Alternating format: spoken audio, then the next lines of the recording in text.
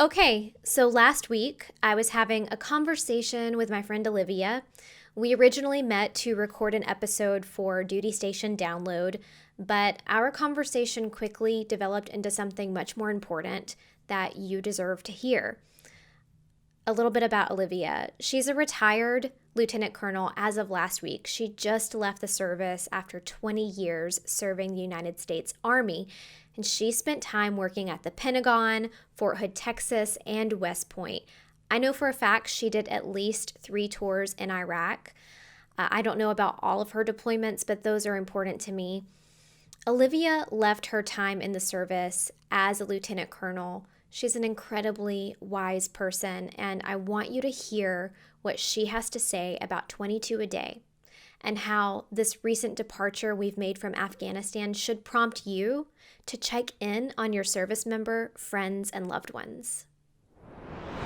One of the things that I think is serendipitous about us being able to have this conversation is you're so knowledgeable about things, not only things that have happened at Fort Hood, but also as being an Army officer and spending 20 years in the Army. I think that you're the perfect person to speak to right now, especially in regards of things that are happening in Afghanistan. And I know that we didn't slate to talk about this. And if you don't want to talk about it, that's okay. We can just cut this out. But if you do, I would love to hear your opinion and your perspective of what our country is going through right now. I think it would be, unwise for me to be talking to you today and not give you the opportunity to speak about that. So I'm going to be honest. So my 3 tours were in Iraq, and while I will and I cannot speak directly to Afghanistan, what I can speak to, it parallels what's going on. Leaving Afghanistan, what it left the military community is the questions of what we did over in Afghanistan worth it? Those are the questions that many of the military community was going through. Is what we did, was it worth it? Was our mission valuable? Was it value added? And then there's the questions of, man, was it for naught? And we made friends there, right? The pill that is so bitter to swallow is that not everybody is our enemy. Not every single Afghan that is over there is our enemy. And so who's left suffering is the innocent. Those are the interpreters that assisted us. Those are the women and children, right? The enemy that is over there believe in a cause so deeply that is so counter to our belief and our way of life. And so that is what we as the military community is grappling with. That's what is striking our hearts. And so that impacts our military community, that impacts our mental health, and that impacts, the way we feel about everything. And so what I had the opportunity a couple of weeks ago is I expressed my concern about mental health in our military community. And so I stressed to our civilian population of, you have veterans in your community, and you need to physically go next door and check on your veteran population and do a buddy check, right? Because they're probably not going to tell you that they're not okay, right? You need to reach out. And we've talked about 22 a day, and I know that the civilian population understands what that 22 a day. And so now more than ever, that conversation needs to happen all the time, because that's not going to go away. And I hope and pray that 22 a day doesn't become more than 22 a day. We need to drive that number down, not up.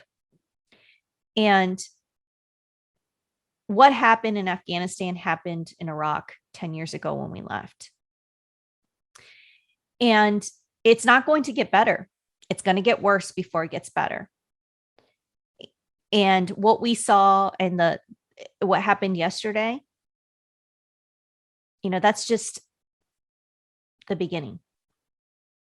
And a lot of this is a conversation between what we have to do as a military, and part of it is a conversation of politics. And unfortunately, those are two separate conversations that have to be had, but they end up being merged together. And I just pray that the right leaders have the right conversations at the right time. And I think that's the most important part that Americans need to remember. We each have a right as an American citizen, and that right is the power to vote. So you have to exercise that right to vote. So when it's time to vote, do your right to vote.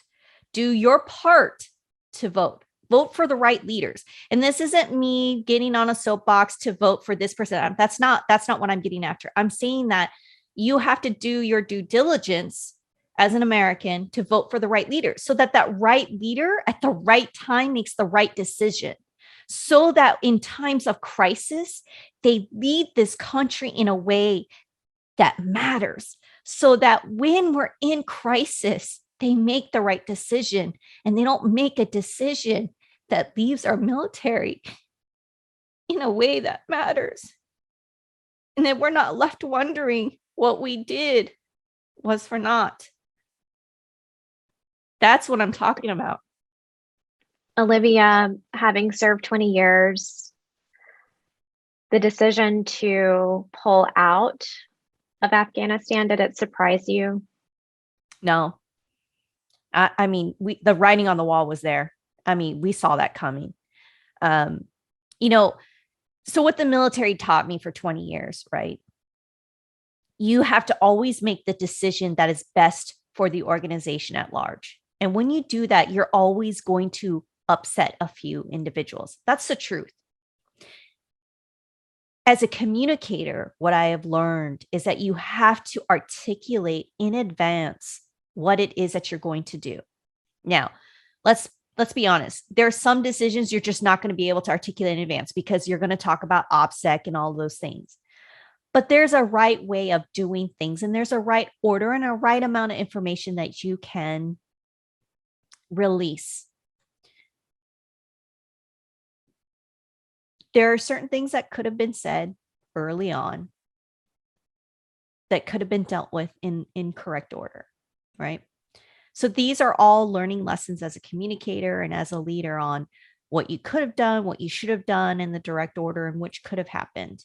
At the end of the day, this is my opinion only, and as a communicator that I look at, I cannot fault our leader that says we cannot continue a mission in which when in their own country that they don't have a heart to protect, to guide, to fight for their own beliefs and values. How do you argue that? How do you expect America to continue to fight for them if they can't fight for themselves? You can't disagree with that. However, it's kind of hard as a communicator to say that argument after the fact. If you had said that to us before and said, hey, because of that reason and other reasons, I'm going to make this decision and we're going to execute it in these orders, that pill probably wouldn't have been as bitter to swallow. Instead of after the fact in the dead of the night. Do you think that we could have left Afghanistan without any United States casualties? I don't know. I would be lying if I said that I would know that answer. I haven't studied that well enough. I've been out of operations for too long to effectively know that answer. Honestly, what I do know is that war is messy. It's dirty. And I don't think you can ever walk away from war without ever having casualties. And that's the truth. At the end of the day, the military is always asked to do the hardest job. And I think people forget that about us. But at the same time, we do more than just kinetic operations. And I think there was a perfect picture of what we do. It was that Marine holding that child, right? We do a lot of humanitarian missions.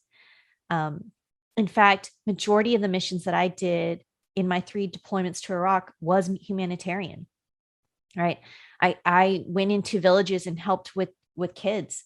We played soccer with the kids, even though I horribly sucked at playing sports and those kids could run circles around me. But that's what we did, right? Our engineers would go in and help build schools, right? And irrigation. But we don't talk about that. We help them rebuild infrastructure. My first deployment to Iraq, my job was a convoy commander. Specifically, I helped guard fuel trucks.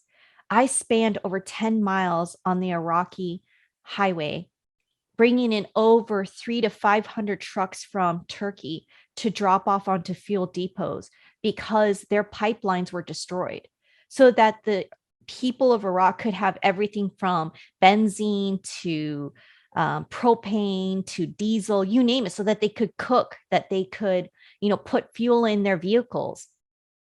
Those are the things that we're doing. That's part of our mission as well. And yes, sometimes we had to do the hard parts too. And I think people forget that. And it's unfortunate. I think, America just sees the hardness or the hard parts, right? And I think that's the hard part. And that's the job as the communicator, as the public affairs officer. It is the stories that we have to come back home to. And I get it. I'm a mom too, right? And I have 2 children, and I wonder, and I'm second generation to go into the military, and like, do I want my kids to go into the military? And that's hard. And I get mamas don't want their children to grow up and to go in the military, but the truth is we do so much more good in the world than bad. And that's what I think I want people to remember. The world may be on fire, but there are warriors that stand at the gates of hell for a reason. Thank you, Olivia.